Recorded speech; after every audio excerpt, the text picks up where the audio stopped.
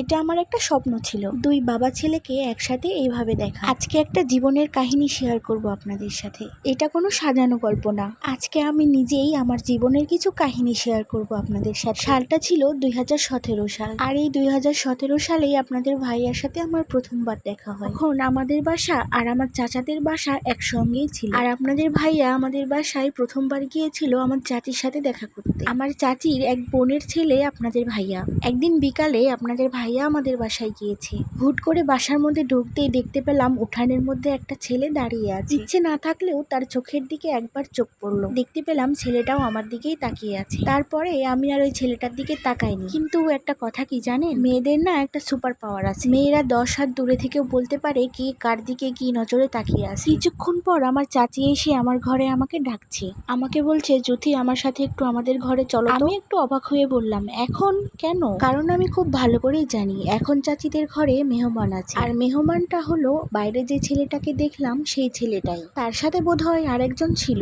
তো আমি চাচিকে বললাম কেন, এখন কেন যাব, কি হয়েছে, কোনো দরকার? তখন আমার ঘরে আমার আম্মু উপস্থিত ছিল। তো চাচি আর আমাকে কিছু না বলে আমার আম্মুকে বলল জ্যোতিকে একটু আমাদের ঘরে নিয়ে গেলাম, আমার বোনের ছেলে জ্যোতির সাথে একটু কথা বলবে। আমার বোনের ছেলে জ্যোতিকে এক দেখাতেই অনেক বেশি পছন্দ করেছে। আম্মুকে আরো কি কি যেন বললো আমার চাচি একটু সাইডে নিয়ে গিয়ে। একটু পরে আম্মু এসে আমাকে বলে তোমার চাচি যেহেতু তোমাকে ডাকছে তখন গিয়ে একটু দেখা করে আসো। তখন আমি আমার আম্মুকে বললাম কেউ আমাকে দেখে পছন্দ করবে আর তার সাথে আমাকে কথা বলতেও যেতে হবে, এটার মানে কি আম্মু?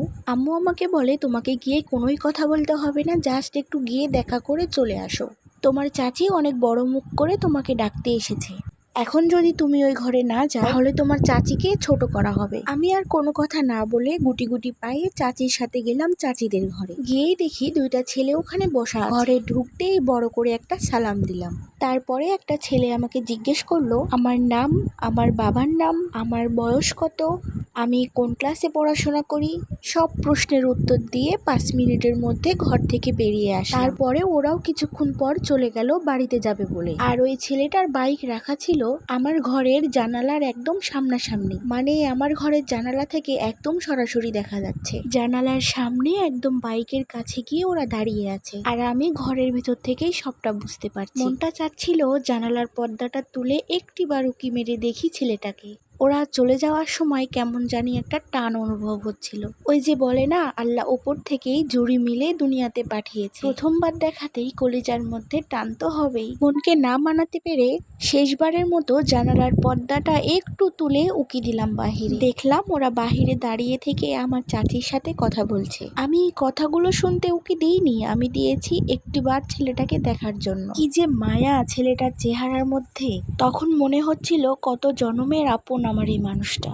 আশেপাশে কিচ্ছু না দেখে এক দৃষ্টিতে ছেলেটার চোখের দিকে তাকিয়েছিলাম। তার কিছুক্ষণ পর ওরা ওখান থেকে বাইক নিয়ে চলে গেল। সেই দিন রাত্রে আমার চাচি আমার আব্বা আম্মাকে ডেকে বলে আমার বোনের ছেলে আপনাদের মেয়েকে অনেক পছন্দ করেছে, জ্যোতিকে ছেলেটা বিয়ে করতে চায়, তো আপনাদের কি মতামত তাই বলে। আমার আব্বা তো তখন সরাসরি বলে দেয় আমার মেয়েটা এখনো অনেক ছোট, তাই ওর বিয়ের ব্যাপারে এত তাড়াতাড়ি কোনো চিন্তা ভাবনা আমি করতে চাই না। তখন আব্বা তো সরাসরি মুখের ওপর না করে দেয় আমার বিয়ের জন্য। তার 2 দিন পর আবার ওই একই বিয়ের প্রস্তাব নিয়ে যাওয়া হয় আমাদের বাসায়। তখন আমার আব্বু বাসায় ছিল না, আমার আম্মু তখনও সরাসরি না করে দেয়। ভেবেছিলাম এখন থেকে এই বিয়ের কথাবার্তা শেষ হয়ে যাবে, তবে তার কিছুদিন পর থেকে আবারও উঠে এই বিয়ের কথা। কিছুদিন পর আমার এক দুলাভাই ফোন দেয় আমার আম্মুর ফোনে। আমার ওই দুলাভাইয়ের বাসা আর ওই ছেলেটার বাসা একই গ্রামে। আমার ওই দুলাভাই আমার আম্মুকে ফোন দিয়ে বলে আমার পক্ষ থেকে কিছু মেহমান যাবে আপনাদের বাসায়। সকালে ফোন দিয়ে বলে সন্ধ্যার ভিতর কিছু মেহমান নিয়ে যাব আপনাদের বাসায়, এই 8 থেকে 10 জনের মতো হবে। তখন আর আমাদের বুঝতে বাকি রইল না মেহমানগুলো আমাদের বাসায় এমনি আসবে না, আমাকে দেখতেই আসবে। আমার দুলাভাইয়ের কথা না ফেলতে পেরে আর আমার আব্বা আম্মা না বলতে পারলো না, ওদেরকে আসতে বললো, আর আমাকে সবাই মিলে বোঝালো দেখতে আসলে তো আর বিয়ে হয়ে যায় না। পরবর্তী কোনো এক ভিডিওতে পার্ট 2 নিয়ে আসবো। আজকের মতো ভিডিওটি এখানেই শেষ করছি। আল্লাহ হাফেজ।